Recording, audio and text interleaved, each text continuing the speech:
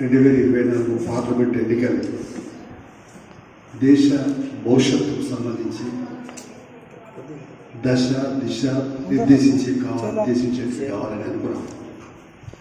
ఏదైనా మొత్తం మీద 405 అన్న మోడీకి మాత్రం తగిన గురుపాటు చెప్పారు.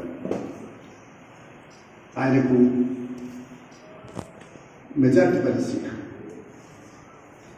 ఎన్డీఏ కూటమి ఉంటే తప్ప, కొన్ని పార్టీల మద్దతు ఇస్తే తప్ప ఆయన పరిపాలన చేయలేడు. అంటే గత 10 ఏళ్ల పరిపాలన విచ్చలవిడిగా ఏకపక్షంగా నియంతృత్వంగా కార్పొరేట్ శక్తుల అనుకూల, రైతుల కార్మికుల శ్రమజీవుల వ్యతిరేక ప్రభుత్వాన్ని నడిపాడు. ఇప్పుడు ఒళ్ళు వంచుకొని ఒళ్ళు దగ్గర పెట్టుకొని పనిచేయాల్సిన పరిస్థితి ఏర్పడ్డది. టీడీపీ మీద ఒక ప్రజాస్వామ్య పద్ధతులలో పరిపాలన చేయకపోతే నేను ఇంటికి ఒప్పుడే అనే పద్ధతులు ప్రజలు తీర్పించాను. ఏకపక్ష నియంత్రణతో సాగవు అని చెప్పి తిరస్కరించారు నరేంద్ర మోడీ గత పాలన. ఇప్పుడు ఇండియా కూటమి వీళ్ళు కూడా సరే 52 ఉన్న కాంగ్రెస్ 99 వచ్చినాయి. వీళ్ళకి ప్రధాన ప్రతిపక్ష పాత్ర పోషించమని చెప్పారు ప్రజలు. వీళ్ళు ప్రధాన ప్రతిపక్ష పాత్రను ప్రతిపక్షాలు కలుపుకొని పోషించగలిగితే ఇండియా కూటమి మరింత నిర్మాణాత్మక పాత్ర పోషించడానికి అవకాశం ఉంటుంది.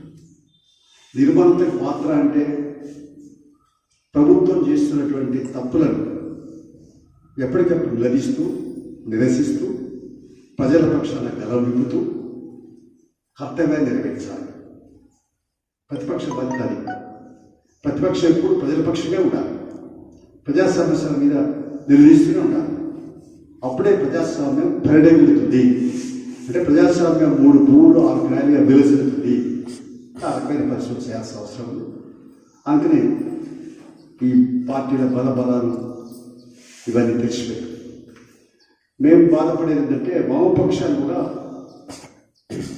బలహీనపడుతున్నటువంటి పరిస్థితి కనపడతాం. సరే గత ఎన్నికలు ఎట్లా వచ్చినాయి, మళ్ళీ అట్లే సీట్లు వచ్చినాయి. 2-3 సీట్లు పెరిగినా ఎంతైనా 2004లో వచ్చినటువంటి సంఖ్య 61 సీట్లకు ఎదగలేని పరిస్థితి ఏర్పడింది. ఇది కూడా మాకు చెకప్. మేము కూడా అంతర్మతం చేసుకోవాలి. వామపక్షాలు ఎందుకు తక్కువ సీట్లు వస్తున్నాయో గుర్తించుకోవాలి. దానిపైన భవిష్యత్తు కార్యాచరణ రూపొందించుకొని